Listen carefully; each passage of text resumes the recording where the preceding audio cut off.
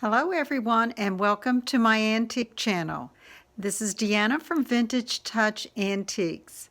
Today I have an accumulated haul to share with you, not just the things that you're seeing here, but a few other things that I have here on the side. And these are, like I said, from a couple of outings.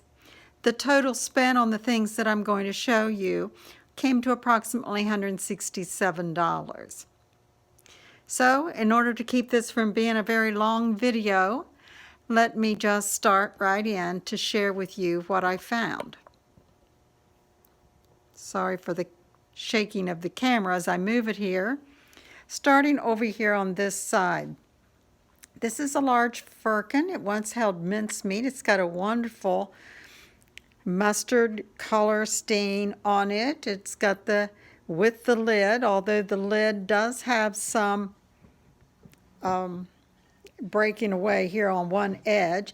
It was a 40-pound firkin, and this has got the bale handle, great bottom of the sack type of piece. My husband put the measurements here. The bottom diameter is 14, the top is 12, and it measures 12 inches tall. Then I also found 3 sewing machine drawers. Like I've said in many of my videos, I sew a lot of these, and I had 3. 2 of these are the exact same, and this one's a little different. A lot of people do a lot of things with these old drawers. In the back here, I've got a great, and I'm sorry for the glare here, a great, it's a print, it's a farm scene, a hay wagon there, and it is signed, but I'm sorry I can't really make out the name for you. So in order to, not make a mistake, I'll just leave it there. Great old piece, great piece to put in your home on the dining room wall or something like that. Just a nice farm scene.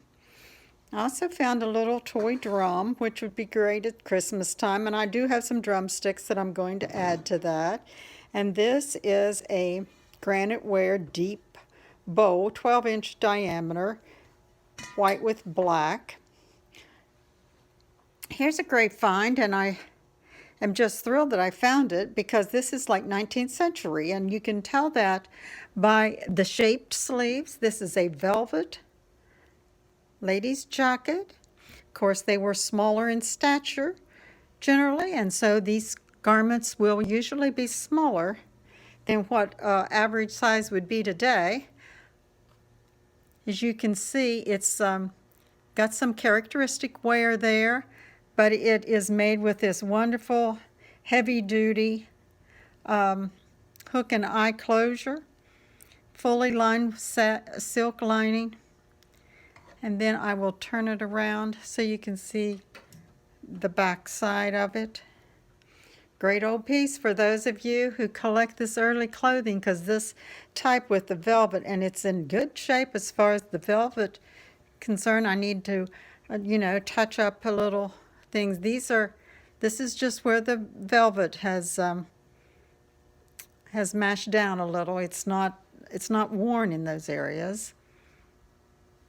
It just has that look to it, and it's got a split on the back. And again, here's your early lining. Just a wonderful piece. I love that. Okay, moving over here to my counter where I've got everything piled up, and I'll probably just bang around here for a while. This is a nice size pocket mirror, and it says White House, Washington, D.C. As you can see, it's a very early mirror that's got all of your distressing there, and it's from 1910. I looked that up, my husband did. And that's a nice old piece. Then here's a very pale yellowware bowl. It's about a cereal bowl size or a little larger. And of course that one would go real well with primitives because of the ripples that it's got around it there. I found a couple of these advertising pieces as Bon Ami cleanser. I like these because of the little chickens on the front and the graphics. And I have sold these in my, when I set up the cleaning and wash day type of displays in my antique booth. I've been selling a lot of Crocs, so I was happy to get some of these smaller Crocs. This is a little brown and white. Here's a little dark brown, and there's a larger one back there. These are all straight-sided Crocs.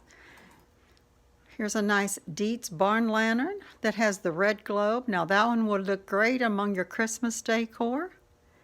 I'm going to try to get that one ready soon and get it up there.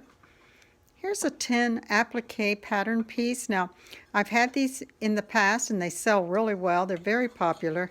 This one is the first one I've had that has the little loop handle, and I would presume that was so that you could hold it in place or trace around it. So that's a great old primitive piece.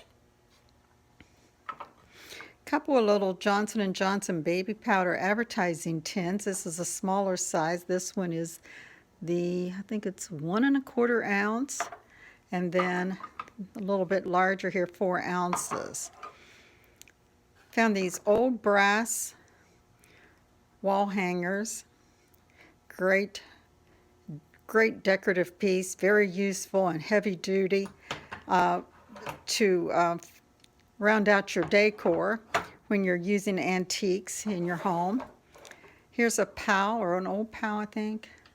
Old POW bait box. These will be good at garden season, along with the little hand rake here.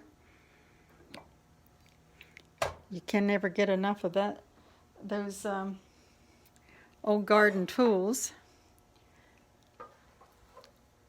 And I have a slide top box here. This one once held, I think it's saying socket firmer chisels, and it's a slide top box. It could be used for anything. It's kind of a long, narrow box. Couple more advertising pieces. I got this one soaking to get it clean, and it's a Spirit of Camphor bottle, People's Drugstore. Nice early label on that, screw on tops. And this one has got the printed, it's an amber bottle with the printed advertising right there on the glass. And that's Glover's Hair and Scalp Tonic. And another advertising piece is an Argos starch box with the product inside. I sell a lot of Laundry Day advertising pieces, so I was happy to get that. Now this is a gray granite. It's a footed colander. It's an early one. It's deep. And then a nice little aluminum one here as well that's also footed. You can see there.